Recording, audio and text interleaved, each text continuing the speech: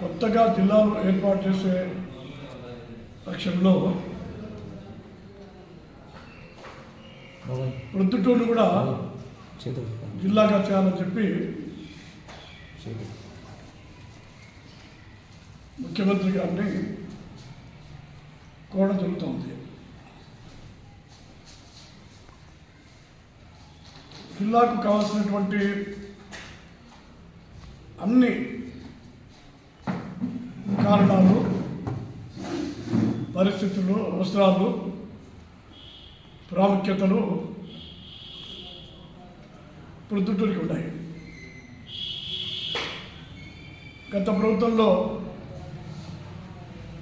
ప్రొద్దుటూరులో జిల్లాగా చేయలేకపోయినారు. ఇప్పుడు కొత్త జిల్లాలు ఏర్పాటు చేసే పక్షంలో, అంటే కేవలం ప్రొద్దుటూరునే జిల్లాగా చేయాలంటే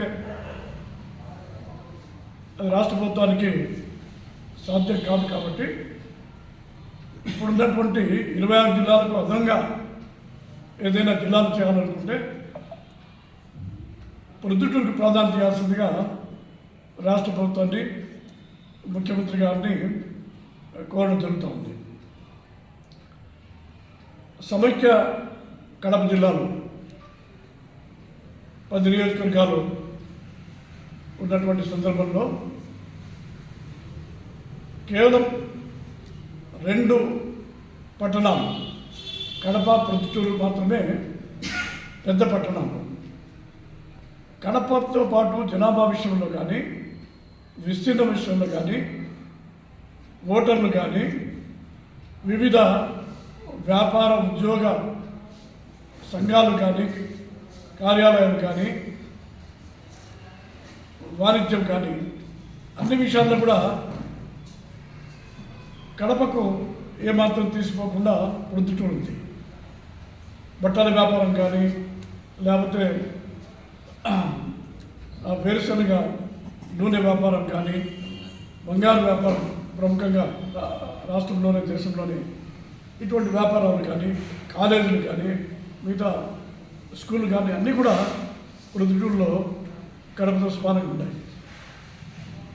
ప్రొద్దుటూరు, కడప 100 సంవత్సరాల పైగా మున్సిపాలిటీలు ఉన్నాయి. ఈ 2 మున్సిపాలిటీలు ఉండేవి. ప్రొద్దుటూరు, కడప మాత్రమే 10 నియోజకవర్గాల్లో ఉండేటివి. తర్వాత కొన్ని మున్సిపాలిటీలు, జమ్మరోడ్ కానీ, పులివెందుల, మైకూరు, రాజపేట అవన్నీ రాయచోటి చేయడం జరిగింది. ఇప్పుడు జిల్లాల ఏర్పాటే కాకుండా ఇది అసెంబ్లీ నియోజకవర్గాలు కానీ, పార్లమెంటు నియోజకవర్గాలు కానీ పెరిగేటువంటి పరిస్థితి కూడా ఉంది. కాబట్టి ప్రొద్దుటూరును జిల్లా కేంద్రమే కాకుండా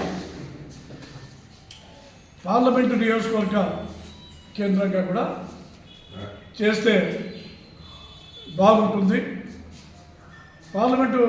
కొత్త పార్లమెంటు వచ్చినప్పుడు ఏమవుతుందంటే పక్క జిల్లా, ఉదాహరణకు కర్నూలు జిల్లా నుంచి కూడా కొన్ని నియోజకవర్గాలు కొత్త పార్లమెంట్ నియోజకవర్గంలో కలపాల్సినటువంటి అవసరం ఉంటుంది. అప్పుడు దూరం రీత్యా చూసుకున్నా కూడా